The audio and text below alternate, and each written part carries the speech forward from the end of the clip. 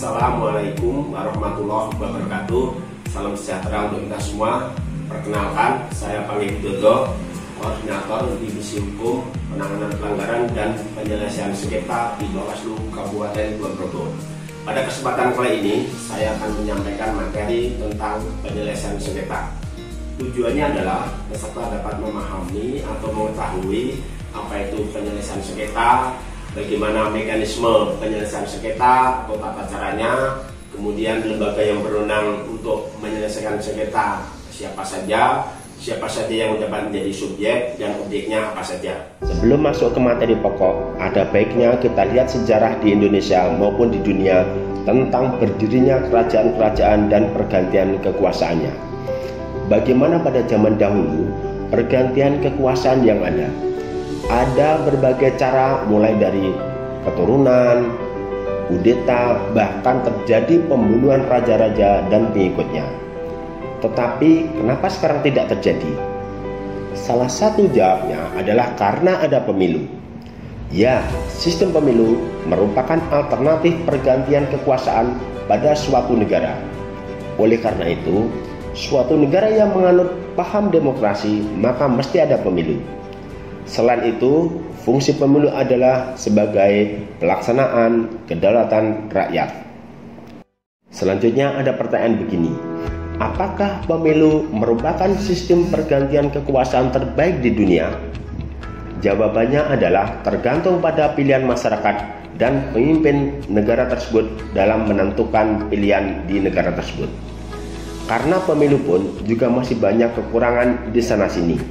Nah, ada salah satu lembaga internasional yang melakukan studi tentang pemilu dan kemudian menghasilkan suatu standar pemilu yang demokratis.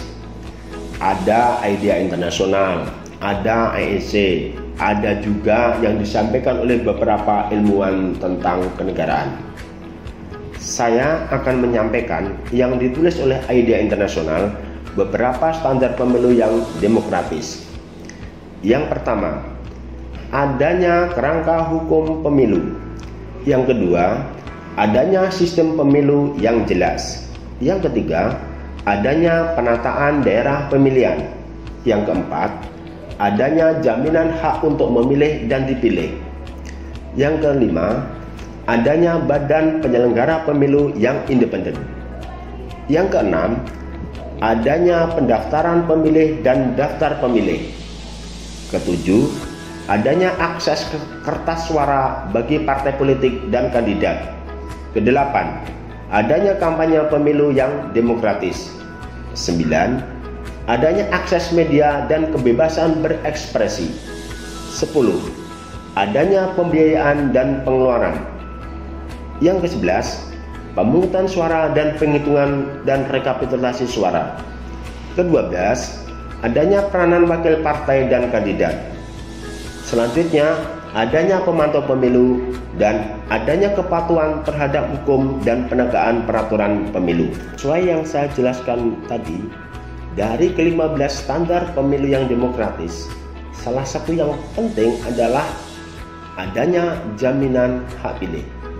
Yang kata kuncinya adalah hak pilih dan hak politik. Perbedaannya adalah pada instrumen yang dipakai. Pada hak pilih dilindungi dengan instrumen sistem keadilan pemilihan atau sistem penyelesaian sengketa pemilihan. Kemudian pada hak politik dijamin dengan instrumen atau prosedur hukum lain. Intinya, secara umum, sistem keadilan pemilihan harus mampu menjamin hak setiap orang untuk mengajukan pengaduan apabila pihak yang bersangkutan merasa dirugikan akibat dilakukan atau tidak dilakukannya tindakan tertentu. Sekarang pertanyaannya adalah, apakah hak pilih atau hak politik bisa hilang? Nah, jawabannya kita lihat slide berikut ini. Ada suatu contoh beberapa kasus di negara kita. Ada bakal pasangan calon gubernur dan wakil gubernur, bupati dan wakil bupati yang mendaftar ke KPU, tetapi oleh KPU tidak diloloskan sebagai calon yang berhak dipilih. Ini artinya hak dipilih pasangan calon tersebut hilang. Mengapa hak pilih ini bisa hilang? Ada beberapa kemungkinan hak pilih bisa hilang. Yang pertama, tindakan KPU sebagai penyelenggara pemilu yang merugikan peserta pemilihan. Contohnya, bakal pasangan calon yang dicoret dari kepesertaannya sebagai calon yang berhak dipilih karena salah satu syarat administrasi tidak terpenuhi. Atau yang kedua adalah tindakan salah satu peserta pemilihan yang merugikan peserta lainnya. Nah, karena ada yang merasa dirugikan sehingga terjadilah perselisihan atau sengketa. Siapa yang bersengketa? Dalam contoh di atas tentunya yang punya hak dipilih yaitu pasangan calon dengan KPU sebagai penyelenggara atau antar peserta pemilihan. Jika belum paham tentang sengketa, kita lihat di Kamus Bahasa Indonesia. Kita akan menemukan kata sengketa yang artinya adalah sesuatu yang menyebabkan perbedaan pendapat, perbantahan, pertikaian, dan perselisihan. Contoh yang saya sebutkan di atas tentang dicoretnya bakal pasangan calon dari daftar pasangan calon yang berhak dipilih yang kemudian mempermasalahkannya ke KPU merupakan contoh bahwa sengketa itu nyata-nyata ada dan harus diselesaikan. Kenapa harus diselesaikan? Karena negara kita adalah negara demokrasi dan telah bersepakat bahwa hak pilih dilindungi oleh undang-undang. Hasilnya dari penyelesaian seperti apa? Kita lihat nanti di proses penyelesaian sengketa. Maka kemudian kita mengenal apa itu fungsi penyelesaian sengketa. Jika kita melihat di Undang-Undang tentang Kepemiluan, baik pemilu legislatif maupun pemilihan gubernur wakil gubernur, pemilihan bupati wakil bupati, dan pemilihan wali kota dan wakil wali kota, maka sengketa dibedakan menjadi dua. Yang pertama, sengketa pemilihan atau sengketa proses pemilu. Sengketa antara peserta pemilihan dengan KPU sebagai penyelenggara pemilihan. Itu yang pertama. Ini maksudnya adalah sengketa akibat dikeluarkannya keputusan yang berupa SK atau surat keputusan atau berita acara oleh KPU. Misalnya SK tentang penetapan pasangan calon yang berhak dipilih, di mana ada salah satu bakal pasangan calon yang tidak ditetapkan sebagai calon yang berhak dipilih.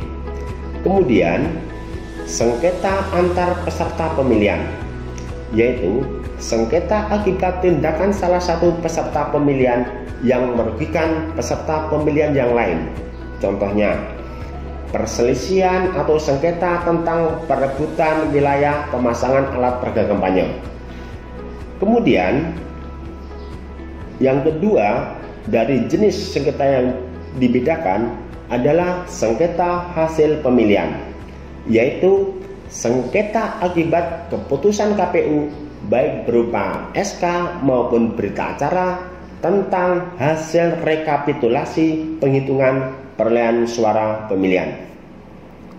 Menurut buku tentang hukum acara penyelesaian sengketa, maka fungsi penyelesaian sengketa ada tiga hal. Pertama, sarana perlindungan hak politik untuk dipilih. Yang kedua, sarana pelembagaan konflik dalam proses pemilu atau pemilihan. Yang ketiga, sarana mewujudkan tujuan hukum dalam proses pemilihan, yaitu kepastian hukum, kemanfaatan hukum, dan keadilan hukum. Supaya dalam menyelesaikan sengketa dapat berjalan adil, seimbang, dan independen, maka asas hukum acara penyelesaian sengketa harus diikuti. Di antaranya adalah ada pihak-pihak yang dirugikan atau pihak yang dirugikan. Yang kedua, praduga aritmetik, yaitu putusan harus dilaksanakan selama belum dibuktikan sebaliknya. Kemudian musyawarah dilakukan dengan suasana damai. Kemudian peradilan cepat, sederhana, dan biaya ringan. Kemudian mediator bersifat independen dan imparsial. Selanjutnya harus ada keseimbangan atau kesetaraan. Dan musyawarah dilaksanakan secara tertutup Tapi jika ada persidangan, maka terbuka untuk umum. Terakhir, putusan mempunyai kekuatan hukum mengikat pihak lain yang mendasari dapat dilaksanakannya penyelesaian sengketa pemilihan. Nah, dasar hukumnya adalah sebagai berikut. Yang pertama adalah Undang-Undang Nomor 1 Tahun 2015. Yang kedua, Undang-Undang Nomor 8 Tahun 2015. Yang ketiga, Undang-Undang Nomor 10 Tahun 2016 yang merupakan revisi dari undang-undang yang telah saya sebutkan di atas. Kemudian yang keempat, putusan Mahkamah Konstitusi Nomor 48/PUU/17/2019. Dan terakhir adalah Peraturan Bawaslu Nomor 2 Tahun 2020 tentang tata cara penyelesaian sengketa pemilihan gubernur dan wakil gubernur, bupati dan wakil bupati, serta wali kota dan wakil wali kota. Demikian Bapak, Ibu, Saudara dan Saudari, materi yang telah saya sampaikan. Selanjutnya akan dilanjutkan oleh teman saya dengan materi yang sama tentang penyelesaian sengketa, tetapi submateri yang berbeda, yaitu tentang subjek, objek, kelembagaan yang berwenang dalam penyelesaian sengketa maupun mekanismenya.